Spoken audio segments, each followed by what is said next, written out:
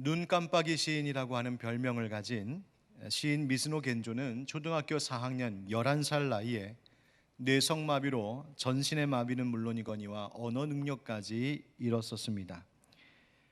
꼼짝할 수 없는 그가 살던 동네에 복음을 전하는 어느 목사님을 통하여 그가 복음을 듣게 되었고 예수 그리스도를 영접하게 되었습니다. 그리고 크리스찬 시인이 되었습니다.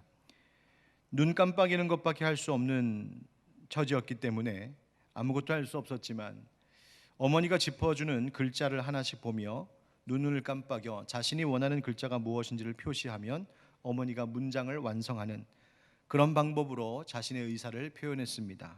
그리고 그 어려운 처지 속에서도 자기에게 베풀어 주신 하나님의 은혜를 노래하는 수많은 아름다운 시를 남겼습니다. 그 가운데 이런 고백의 시가 있더군요. 제목은 상처라고 하는 시입니다. 33년간 누워만 지낸 내 이마에는 3개의 상처가 있다. 그 하나하나의 상처에는 아름다운 야산을 뛰놀던 추억이 있다. 하나님이 허락해 주신 소중한 10여 년간에 상처가 주는 감사가 있었습니다. 상처조차 은혜였습니다. 상처가 있다는 것은 그가 움직이고 뛰놀 수 있었다는 것이었고 그 시간은 그의 평생에 단 10여 년간 주어진 자유로운 시간이었습니다.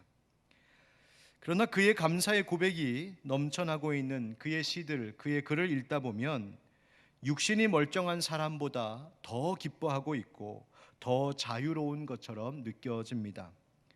상처의 자국마저도 감사가 되는 그 힘, 그 자유, 바로 그것이 예수 그리스도 은혜 안에 있는 것인 줄 믿습니다. 여러분, 우리는 수없이 감사할 것들 속에 사실 살고 있죠. 어려운 시대, 답답한 일상, 힘든 세월의 연속 가운데 지내오고 있지만 이 눈깜빡이 시인의 고백처럼 지나온 상처마저도 하나님의 은혜로 가득하다는 사실을 우리는 깨닫게 됩니다. 오늘 우리에게 생명을 주신 것에 감사합니다. 기도 응답하신 것 감사하고 때로는 하나님의 침묵과 긴 기다림 속에서도 우리는 감사를 배웁니다.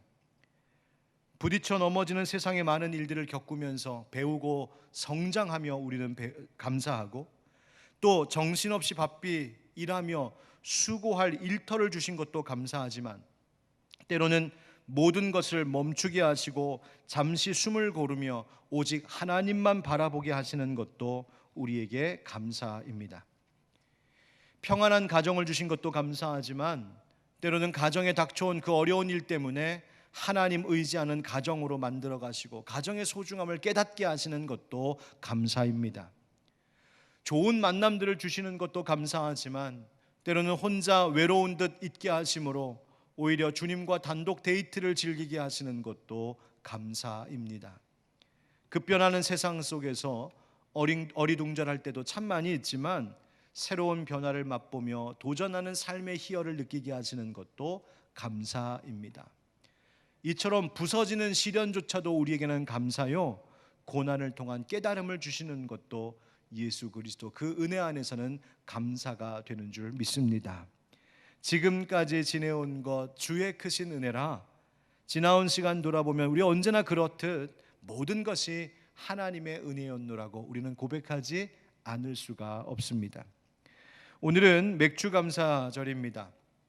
하나님께 거둔 그 열매, 첫 열매를 하나님 앞에 올려드리며 감사합니다 고백하는 날이죠. 어떤 분은 바닷가의 모래알 하나를 보면서도 그 속에 있는 하나님의 영광을 느끼며 감사한다 이렇게 고백했습니다. 어떻게 작은 모래알 하나를 보며 하나님의 영광을 느낄까요? 그 모래알이 있기까지 엄청난 세월의 역사가 있었고 그 세월 속에는 하나님의 일하심, 하나님의 베푸심, 하나님의 솜씨가 들어있기 때문입니다. 우리는 하나님 나라의 거룩한 시인들이라고 말하는데 작은 모래알을 보면서도 그 속에 하나님의 영광을 보고 하나님의 솜씨를 보는 그 시인의 눈을 가질 때 우리 안에는 어떠한 상황에서도 감사할 수 있는 능력을 갖게 되는 줄 믿습니다. 사랑하는 우리 형제자매 여러분, 나에게 있는 상처의 흔적 속에서도, 또 작은 모래알 속에서도 하나님께 감사할 이유를 발견하는 우리 모두가 되기를 주 예수 그리스도의 이름으로 축원드립니다. 오늘은 우리에게 있는 그 수많은 조건들, 감사할 이유들 중에 특별히 한 가지 주목하려고 합니다. 바로 설교 제목과 같이 하나님께서 세우신 교회로 인하여 감사합니다 고백하는 시간 가지려고 합니다. 오랫동안 신앙생활 하신 분, 특별히 기독교 가정에서 태어나 나는 모태신앙이다라고 하는 성도들에게는 교회라고 하는 존재가 인생 가운데 때려야 뗄 수 없는 존재가 되어 있을 겁니다.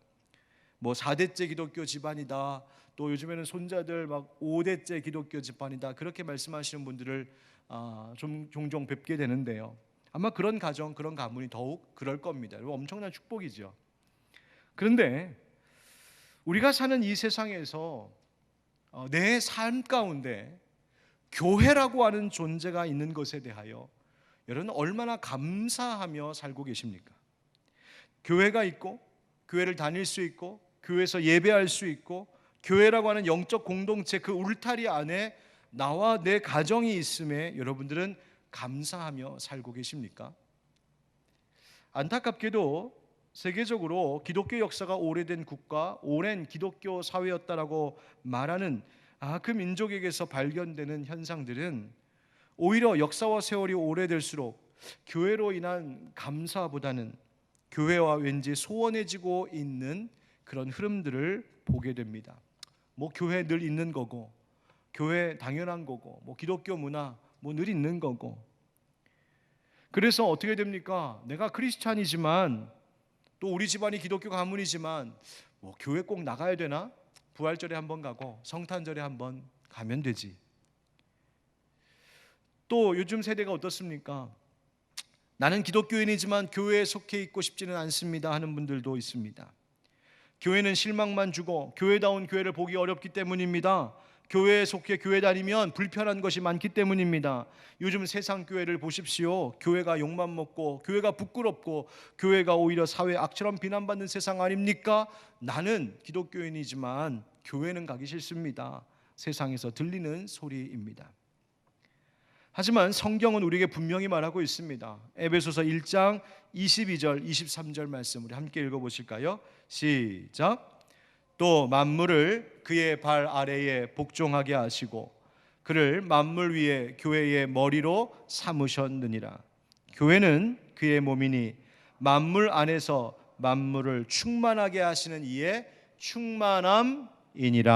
아멘. 교회가 무엇이라고 말씀하시냐면 만물을 충만하게 하시는 분, 즉 모든 것을 완성시키시는 분, 바로 하나님의 계획이 완전히 이루어지는 바로 그곳이 바로 교회라고 말씀해 주십니다.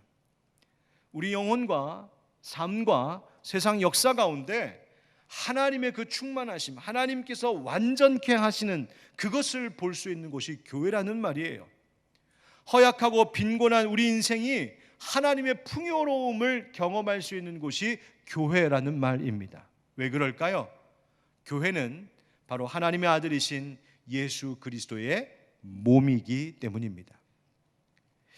옛날부터 이민사회에서 종종 듣는 말이 있는데요, 한국 사람들은 이렇게 타지로 가서 이민 개척 생활을 처음 시작하면 가장 먼저 세우는 것이 있답니다. 그게 뭔지 아세요? 학교와 교회입니다. 우리 민족이 무엇을 참 중요하게 여기는지를 말해주고 있는 증거입니다. 전쟁통에 다 무너져 황폐해진 그 땅에서도 자기 집 수리하고 세우기 전에 우리 민족은 교회 먼저 고치고 세우는 것, 그것이 우리 그리스도인들이었습니다. 없는 형편에 건물은 세우지 못해도 천막이라도 치고 우리 거기서 예배해야 됩니다. 교회로 모였던 사람들이 우리 믿음의 선배들이었습니다. 왜 그랬을까요? 삶의 모든 중심이 바로 교회에 있음을 고백했기 때문입니다.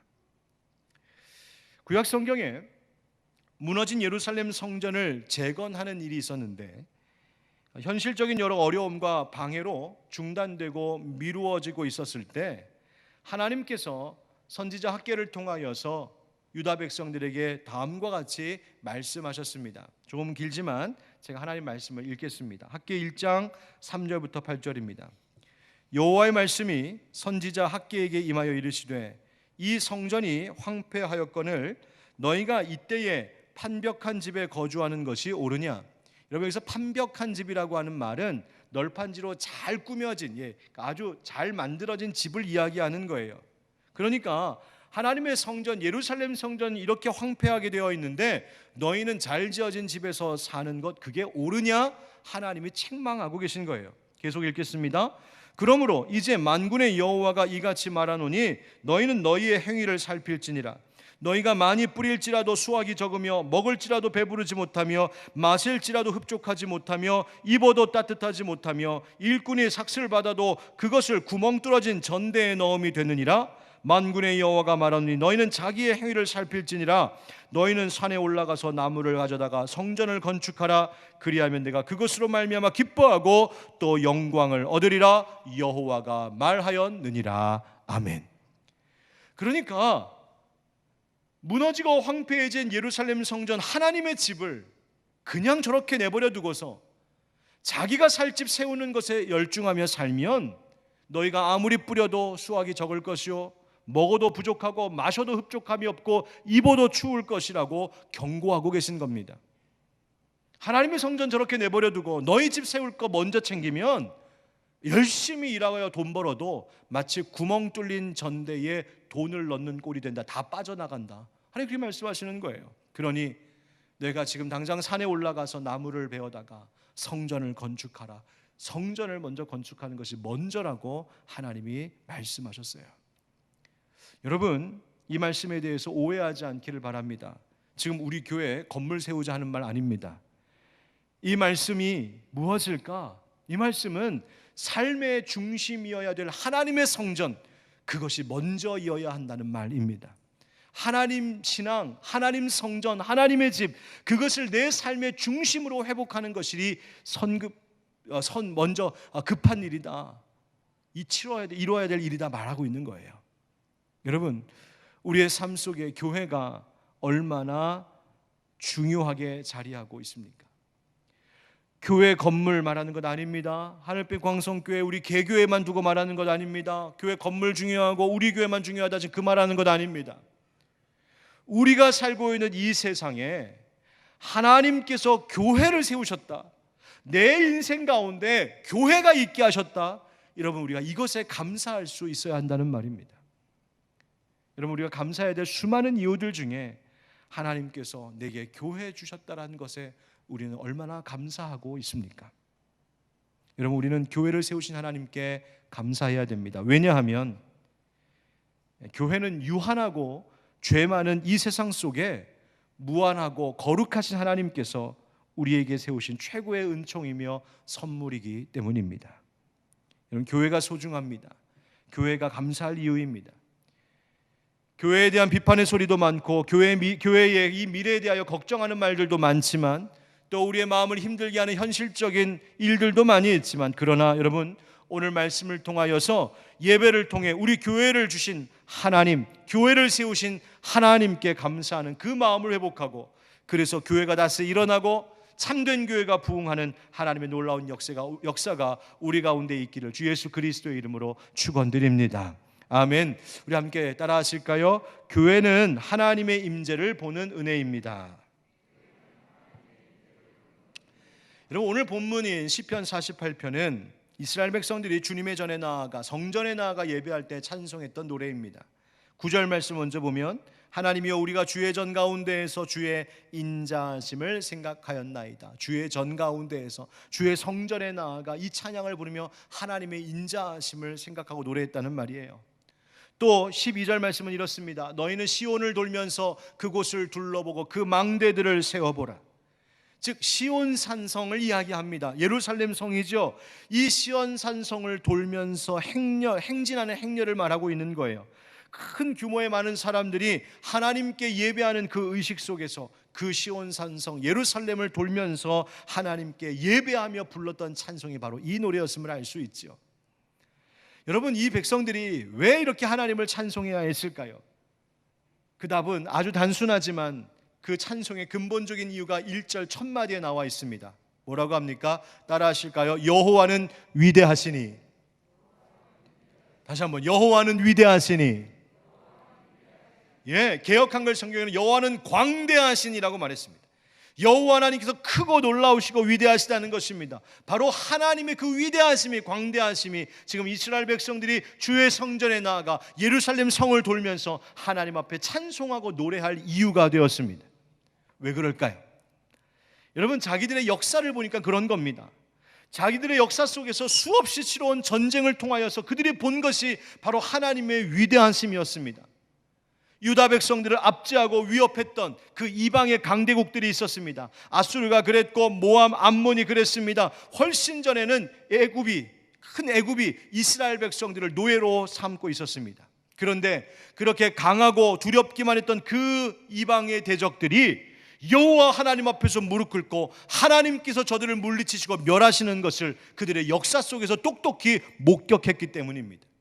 그래서 그들의 고백이 터져 나오는 거예요. 그 예루살렘 성을 보면서 와, 여호와 하나님은 정말 강하신 분이시구나, 위대하신 분이시구나.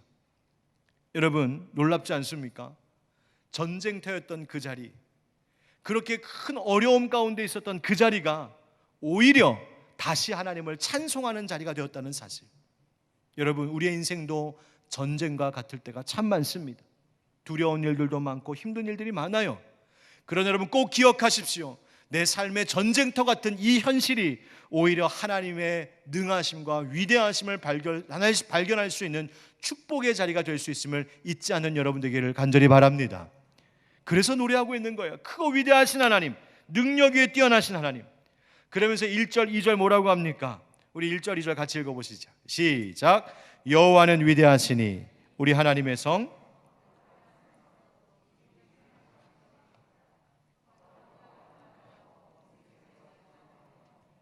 큰 왕의 성 곧 북방에 있는 시온산이 그러하도다. 아멘. 여러분, 이 시편의 말씀으로 옛날에 찬양도 지어졌었죠.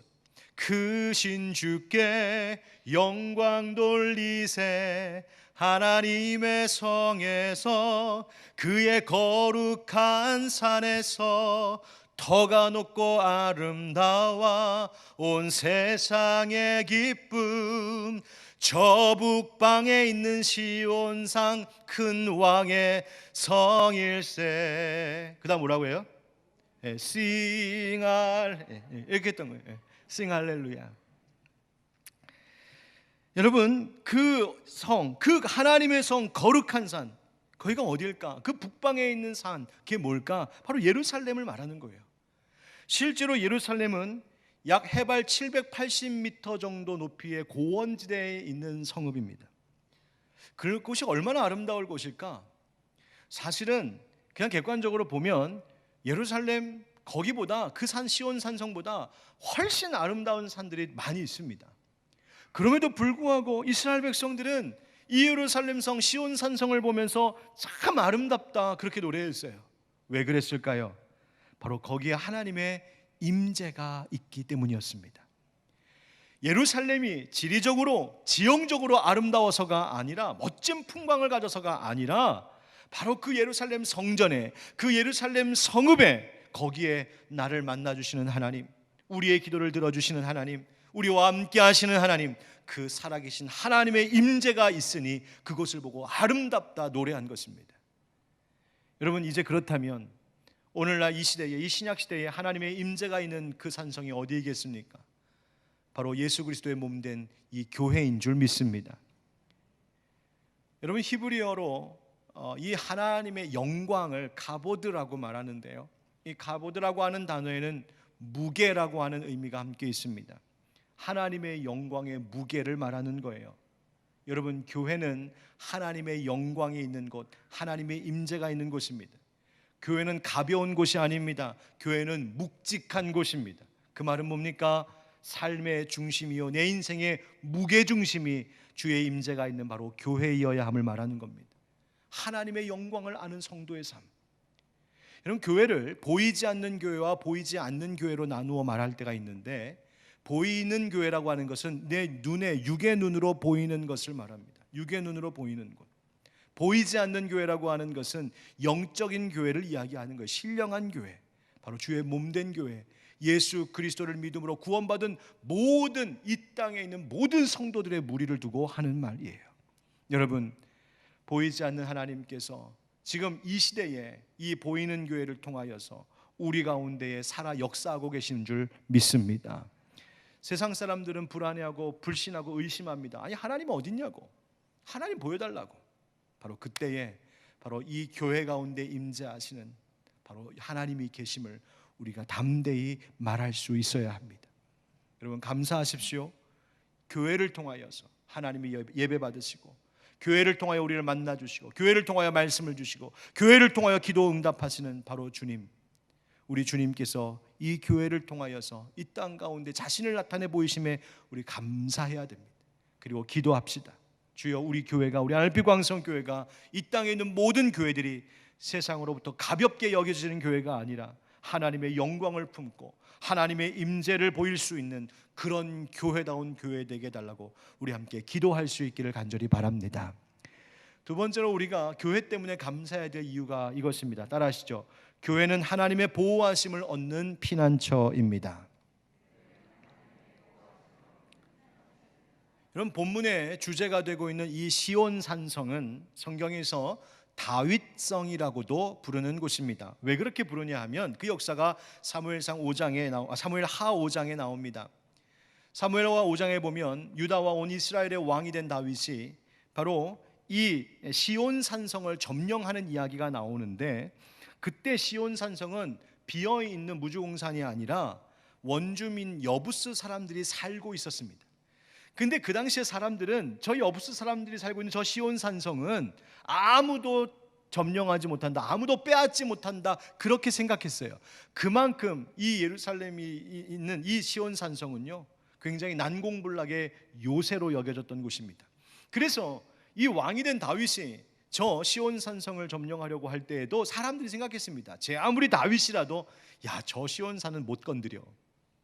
그런데 놀랍게도 하나님께서 다윗과 함께 하시고 하나님께서 다윗을 점점 더 강성하게 하심으로 그 시온 산성을 차지하고 그곳을 바로 당시 이스라엘의 수도로 삼게 됩니다. 바로 그래서 그 시온 산성을 바로 다윗성이라고도 불렀어요. 그만큼 그 시온 산성은 요새였습니다. 그런데 하나님께서 오늘 말씀에 이렇게 우리에게 들려주십니다. 3절 다 같이 시작. 하나님이 그 여러 궁중에서 자기를 요새로 살리셨도다. 아멘. 여러분, 이 말씀의 뜻이 뭐냐면 하나님께서 몸소 그 궁중, 그 성에 계시면서 자기를 요새로 알리셨다, 이렇게 말씀하시는 거예요. 말하는 거예요. 저 예루살렘 성, 저 건물이, 저 성벽이 요새가 아니라, 저 높은 산이 요새가 아니라 바로 하나님 자신이 요새라는 말이에요. 여러분, 지리적으로 지형적 특성 때문에 이 시온 산성이 안전한 것이 아니라 그 시온 산성에 하나님이 함께 하시니 하나님 그분 당신 자체가 요새요 피난처라고 우리에게 말씀해 주고 계신 겁니다. 4절부터 8절 말씀을 보면 이스라엘 백성들을 괴롭혔던 대적들에 대해서 나오는데, 이 대적들이 하나님을 보고 얼마나 놀라고 두려웠는지 도망쳤다고 말해요. 하나님의 힘이 얼마나 강한지 모두가 깜짝 놀랐다는 거예요. 하나님의 강하심을 보면서 그 두려움이 얼마나 컸냐면 여인이 해산할 때의 고통과 같다고 말하고 있어요. 하나님의 강하심이 얼마나 강하냐면 마치 강한 바람 동풍이 배를 깨뜨리시듯이 했다는 말하고 말하고 있어요. 여기서 배를 말할 때 7절에서 다시스의 배라고 말하는데요, 그 다시스의 배라고 말하는 것은 그 규모와 견고함에 있어서 가장 당시에 강력한 최상의 무역배를 말하고 있는 거예요. 가장 크고 강한 배를 동풍이 때려서 부수는데 마치 그 모습과 같이 하나님의 강하심이 크고 놀랍다고 지금 노래하고 있어요. 하나님의 그 강하심, 하나님의 그 위대하심을 지금 어디서 보고 있느냐 하면 여호와의 성, 하나님의 성에서 보고 있다, 지금 그렇게 말하는 거예요. 여러분, 바로 이것이 우리가 하나님께서 우리에게 교회를 주심에 감사해야 될 또 하나의 이유입니다. 잊지 마십시오. 교회는 하나님께서 우리에게 허락하신 아름다운 요새요 피난처가 되는 줄 믿습니다. 하나님이 교회를 통하여 우리를 보호하시기 때문이에요. 요동치는 바다처럼 세상 속에서 우리를 보호하시는 울타리가 되는 것이 바로 교회입니다. 종국에는 이 세상이 하나님의 심판 가운데 있을 것인데, 그 심판 때에 하나님께서 교회라고 하는 피난처 안에 있는 자들, 하나님의 백성들을 지키시고 보호하실 것입니다. 그래서 9절 10절에 뭐라고 노래하냐면, 하나님이여 우리가 주의 전 가운데서 주의 인자하심을 생각하였나이다. 하나님이여 주의 이름과 같이 찬송도 찬송도 땅 끝까지 미쳤으며 주의 오른손에는 정의가 충만하였나이다. 아멘. 하나님의 그 인자하심, 즉 사랑, 하나님의 정의, 그것이 모두 교회 안에서 나타난다. 그러니 교회가 우리의 피난처요, 교회가 안전하다 말하고 있습니다. 코로나 이 팬데믹 시대에 안전한 교회를 자주 말했습니다. 감염 확산 때문에 너무 어려우니까 교회가 안전해야 된다, 그런 말 했어요. 맞습니다. 그런데 여러분, 그것보다 더 중요한 것은 교회가 영적으로 안전을 주는 교회이어야 합니다.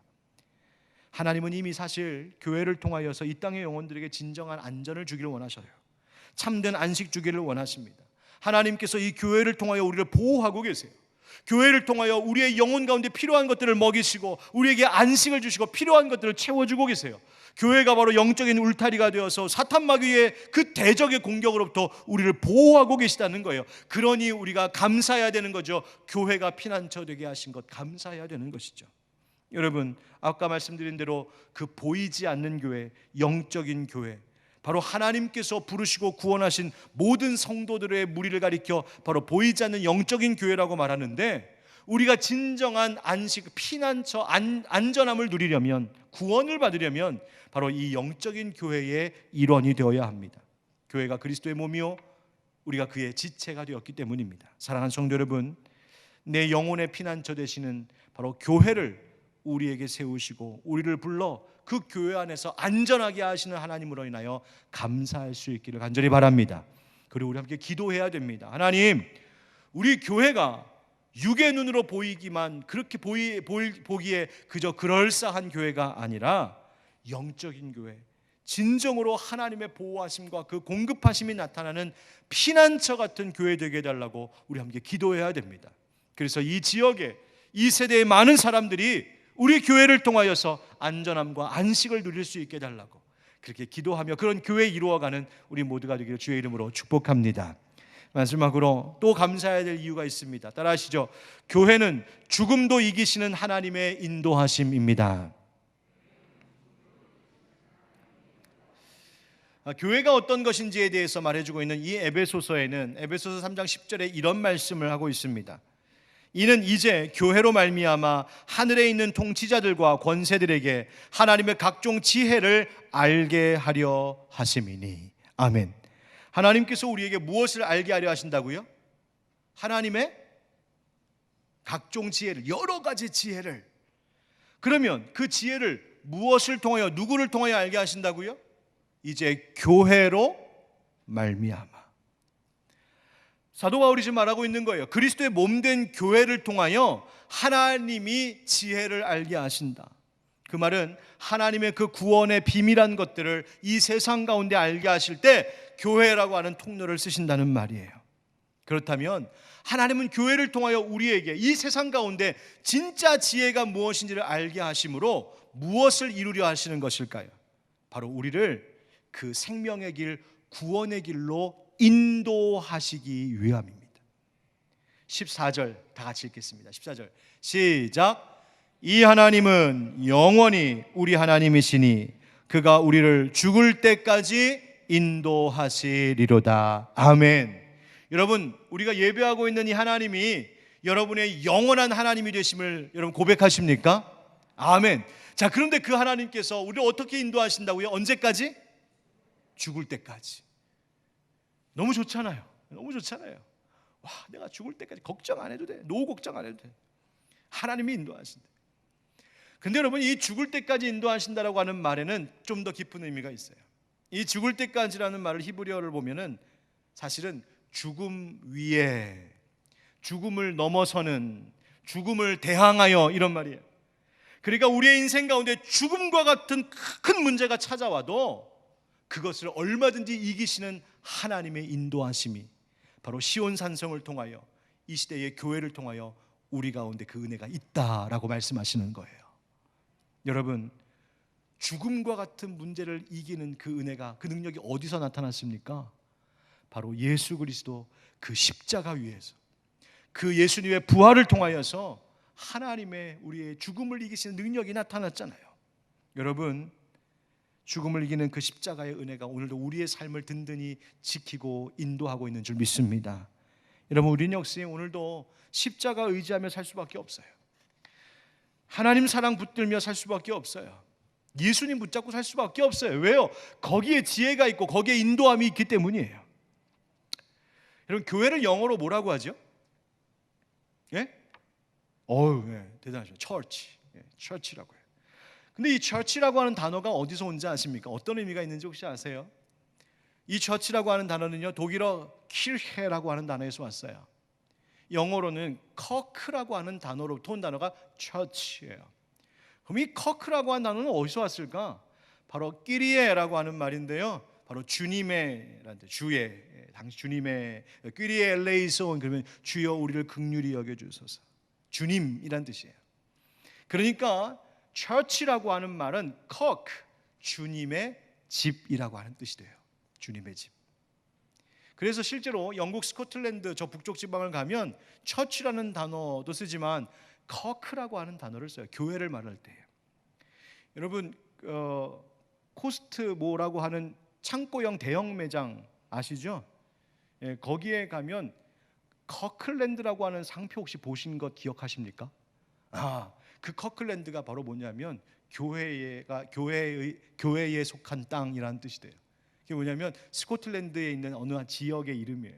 커클랜드, 교회에 속한 땅. 여러분, 교회, church, 교회는요 주님의 땅이에요. 교회라고 하는 것은요 주님의 돌보심이 있는 땅이에요. 주의 약속이 있는 땅이에요. 주의 인자하심과 인도하심이 있는 땅이에요.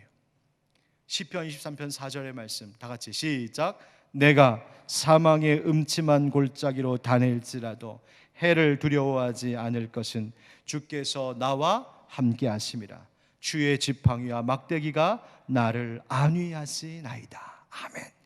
사망의 음침한 골짜기, 죽음과 같은 인생의 문제 속에서도 나를 안위하시고 나를 인도하시는 하나님의 은혜가 바로 교회를 통하여서 나타나고 있다는 것이죠. 여러분, 교회에 나오면 그래서 다른 것 아니라 십자가가 보여야 되는 겁니다. 교회에 나오면 목사가 보이는 것이 아니라 십자가 위에서 죽으시고 부활하신 예수님이 보여야 되는 겁니다. 교회에 나오면 목사의 목소리만 들리는 것이 아니라 십자가 그 사랑으로 죽음을 이기신 사랑의 하나님, 그분의 능력의 말씀이 들려야 되는 겁니다. 여러분, 오늘도 하나님께서 교회를 통하여 우리를 인도하시고 교회를 통하여 말씀 주시고 응답 주시고 비전 주시는 줄 믿습니다. 그래서 이 방황하고 어두운 세대에 어디로 가야 될지 그 길을 비춰주는 등대와 같이 하나님 세우신 것이 바로 커크, 처치, 교회입니다. 며칠 전 서재를 정리하다가 작년 창립 5주년 때 어느 권사님이 간증하셨던 그 간증문을 따로 받아두었던 것을 다시 꺼내서 읽게 되었습니다. 그분이 이렇게 고백하셨었습니다. 가까운 교회를 다니려고 알아보며 방황하던 끝에 만난 하늘빛 광성교회, 친정과도 같은 교회입니다. 가정에서 말 못할 어려움으로 피할 곳이 없을 때 달려와 하나님 어디 계시냐고 통곡하며 목 놓아 울 수 있는 곳, 지금도 답답하고 숨쉬기 힘들 때 아무 때나 들어와 기도할 수 있는 친정집 같은 우리 교회, 교회로 인도해 주신 하나님께 감사와 영광을 올려드립니다. 코로나 시대에 교회 목회 회복을 위한 세미나가 장로회 신학대학교에서 있었습니다. 그러니까 포스트 코로나 시대, 그러니까 코로나를 극복하고 나면 과연 교회가 어떻게 될까? 목회 현장이 어떻게 될까? 예전과 같이 회복될까? 또 그렇게 회복되려면 어떻게 해야 될까? 함께 고민하는 자리였는데, 그 자리에서 이번에 장신대 총장이 되신 김은영 교수께서 강연 중에 이런 말을 했습니다. 미국 작가 윌리엄 워드의 말을 인용하면서 비관주의자는 바람이 부는 것을 불평하고, 낙관주의자는 바람의 방향이 바뀌기를 기대하지만, 현실주의자는 바람에 따라 돛의 방향을 조종합니다. 그러므로 이 시대의 목회자들은 이 풍랑 속에 있는 배와 같은 이 한국 교회에서 유능한 뱃사람이 되어야 합니다. 이렇게 말씀하셨더군요. 그러니까 어려운 일이 있을 때 바람이 막 불면 내 인생에 왜 이렇게 바람이 불어? 불평하지 말아야 하고, 또 언젠간 방향이 바뀌겠지 하고 넋놓고 가만히 기다릴 것도 아니고, 정말 현실을 직시하는 사람들은 그 바람에 따라 돛의 방향을 잘 조정하여 순풍을 받아 나아가고 역풍 속에서도 그 힘으로 나아갈 수 있도록 하는 것이 유능한 뱃사람인데, 바로 교회 목회자들이 그래야 된다, 그렇게 조언해 주셨어요. 제가 이 말을 보고 생각했습니다. 그렇구나, 목회자는 이 시대에 유능한 뱃사람이 되어야 되는구나. 그럼 유능한 뱃사람 같은 목회자란 어떤 사람일까? 어떤 성도가 또한 그런 사람일까? 기능적으로 실력이 좋아야 할까? 뛰어난 탤런트를 가져야 될까? 물론 그것도 다 중요하겠지만, 좋겠지만, 더 중요한 것은 이 풍랑이는 바닷속에 흔들리는 배라고 할지라도, 때로는 그 풍랑의 배가 조금 깨지고 물이 들어오고 조금 그 돛이 찢어졌다 할지라도 배를 끝까지 버리지 않는 뱃사공이 되어야 되겠구나. 아무리 기능적으로 실력이 뛰어나다 할지라도, 난 배 싫어, 이렇게 흔들리는 배는 싫어, 이렇게 풍랑이 있는 가운데에서 이 위험한 배는 싫어, 배를 거부하고 배를 놓아버리고 배를 버리면 그 배와 함께 그 뱃사람도 함께 풍랑 속에 빠져 죽을 수밖에 없는 것 아니겠습니까? 사랑하는 성도 여러분, 교회가 풍랑 속에 있는 배와 같습니다. 이 시대의 교회가 많이 흔들리고 있습니다. 어려움도 많습니다. 못난 모습도 나타납니다. 그러나 여러분, 그렇다고 배를 버리는 뱃사람이 되어서는 안 되지 않겠습니까? 여러분, 어려움 가운데에서도 교회의 돛을 붙잡고 이 교회를 사랑하는, 정말 교회 가운데에서 함께 선신하고 충성하고 감사하는 우리 모두가 되길 주의 이름으로 축복합니다. 이 맥주감사절, 우리가 감사할 것들이 정말 많은데, 그러나 이 어려운 팬데믹 시대에도 하나님의 임재가 있는 교회, 하나님의 피난처와 같은 교회, 하나님의 인도하심이 있는 그 교회 주심을 깊이 감사하고, 또 그 감사하는 마음 때문에 하나님께서 은혜 주시고 부흥케 하시는 우리 교회, 이 땅의 교회들이 되기를 주 예수 그리스도의 이름으로 축원드립니다. 함께 기도합시다.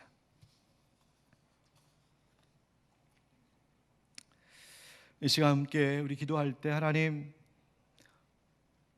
우리에게 정말 감사할 조건들이 참 많은데, 그 모든 것 전에 우리에게 교회 세우신 것, 우리에게 교회 주신 것을 감사하겠습니다.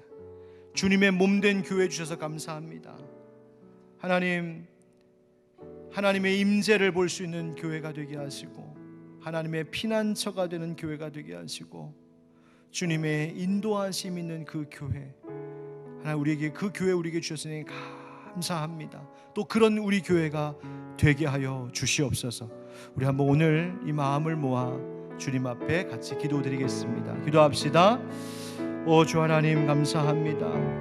하나님, 오늘 귀한 이 맥주감사절에 여러 가지 하나님 앞에 감사할 것들이 많은데, 정말 하나님 우리에게 교회를 주시고 교회를 세우신 것에 감사하는 이 시간 되게 하여 주옵소서.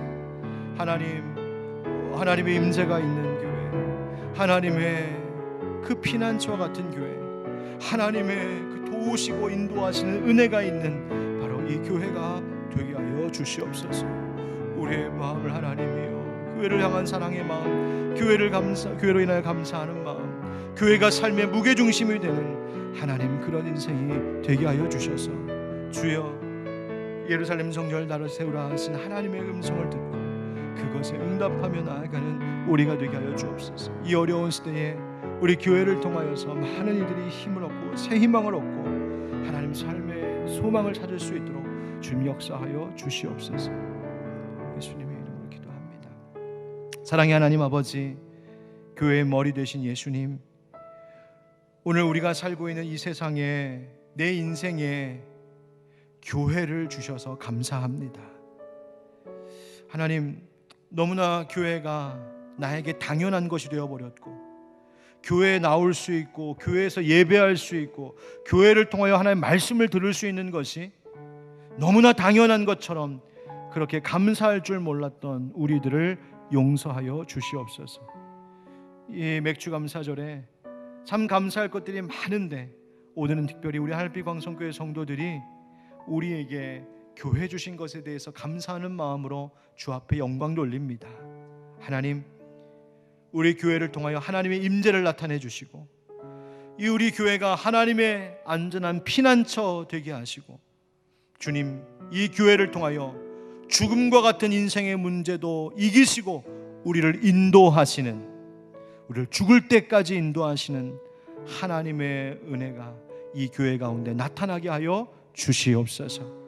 아버지 하나님, 이 시대에 교회들이 많은 어려움 가운데 있고 풍랑이는 바다를 항해하는 흔들리는 배와 같기도 한데, 주님, 우리 각 사람이, 또 교회 목회자들이, 일꾼들이 하나님 어떠한 바람이 불어도 그 돛을 잘 조정하여 하나님 나아가야 할 곳으로 나아가는 그런 건강한 교회, 하나님이 기뻐하시는 교회의 일꾼들이 되게 하여 주시옵소서. 주여, 오늘도 주님 앞에 나와 예배하는 자들을 축복하시되, 특별히 하나님 이 교회를 안식처 삼아 하나님 이 교회에서 숨을 쉬고 갑니다. 이 교회에서 양식을 얻고 갑니다. 이 교회에서 다시 주님의 은혜를 붙잡고 나아갑니다. 고백하는 우리 모든 성도들에게 하나님께서 이 한 주간도 또 이 하반기도 은혜를 더하여 주시옵소서. 우리 주 예수 그리스도의 이름으로 축복하며 기도하옵나이다. 아멘. 우리 다 같이 일어나서 교회여 일어나라, 우리 힘차게 함께 찬양하겠습니다.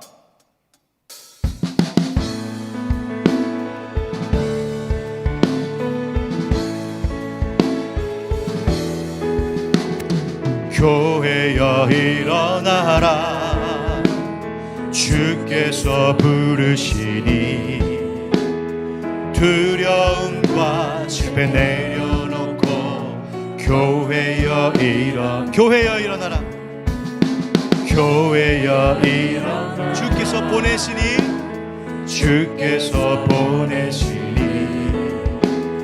우릴 부르신 삶의 자리에서 교회여 일어나라.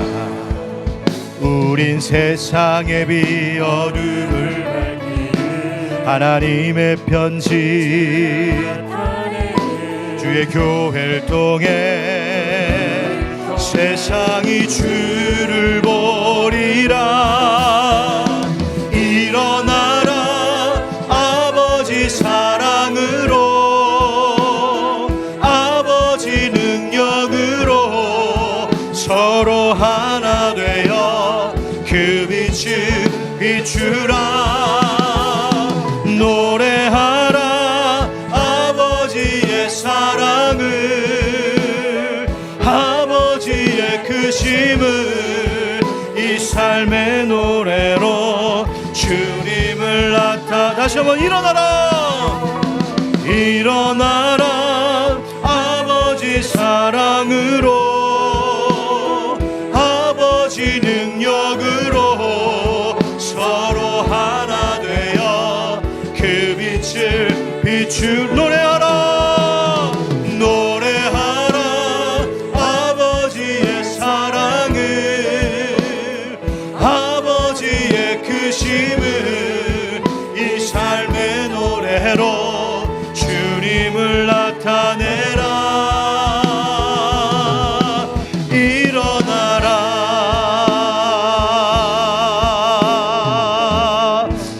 교회를 허락하신 하나님 앞에 감사와 영광의 박수 올리겠습니다. 주님 감사합니다. 교회를 주셔서 감사합니다. 축도하겠습니다. 교회의 머리 되신 우리 주 예수 그리스도의 은혜와 교회를 세우신 하나님 아버지의 그 크고 놀라우신 사랑과 교회 가운데 거하시는 성령의 감화감동 교통 역사하심이 오늘도 이 어려운 시대에 풍랑이는 바다와 같이 흔들리는 이 세대 속에 우리를 인도하시고 보호하시고 우리 가운데 임재하시는 하나님의 교회 세우심을 감사합니다. 교회를 바라보며 하나님 앞에 감사를 다시 한번 다짐하는 모든 주의 성도들, 교회의 지체들 머리 위에 가정과 일터와 이 시대의 많은 교회들 가운데 영원까지 함께 하시기를 간절히 축원하옵나이다. 아멘.